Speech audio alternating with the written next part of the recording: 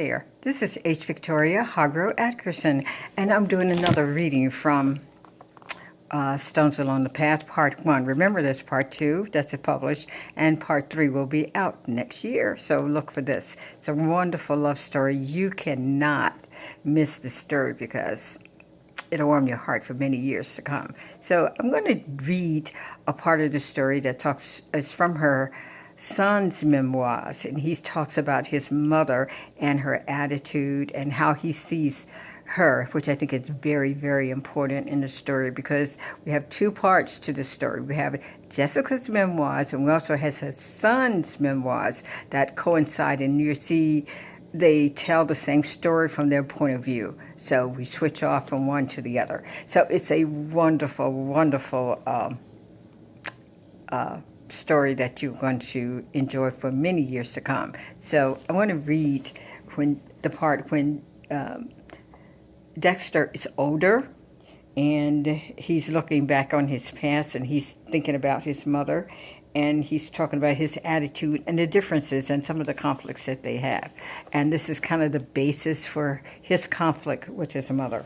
So this is Dexter Hamilton. He's talking about how he sees his mother as he has grown up in her household.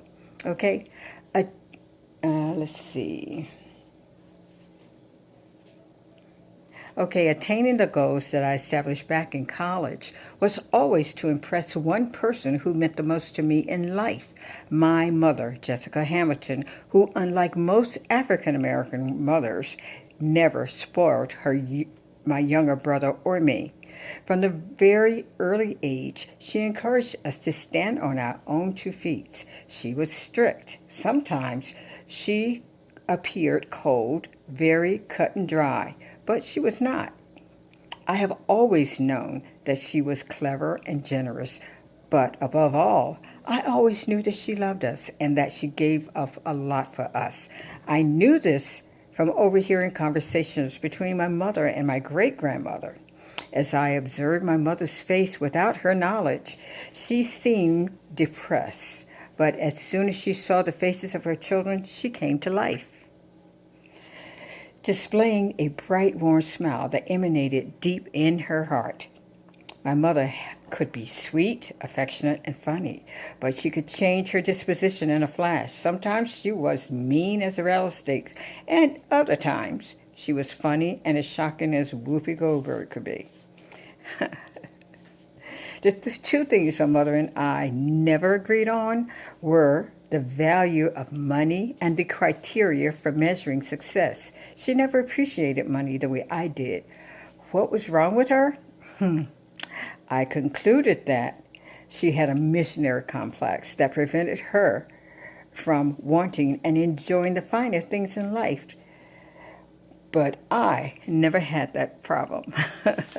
So that is one of the things that you will find in this book. It talks about the parental relationship between Jessica and her son, Dexter. Dexter is the oldest child. She left the Peace Corps with him in her arms, and shockingly, her parents was not pleased to hear that. So this story is a wonderful, wonderful study on the cultural differences of people. Walking among the cuts, not walking among the cuts, but Stones Along the Path is a great book for people who are interested in cultural differences. And the more we move in our life around the continent, the more we travel, the more we encounter other people, and we see the differences and what makes us different, even in this country, how varied we are and how our tastes are different. So everything depends on our orientation. And you will see in these two people, Jessica and Akinyele, how different they are and how different their cultures are and how that affects their marriage and their children and the people around them. It's a really great story. I hope you will enjoy this and take a look at it. Oh, as you can see, I'm decorating for Christmas. I think you can look over here too. I am beginning to put my Black Santas out. So I'm looking forward to the holidays. I get Christmas crazy.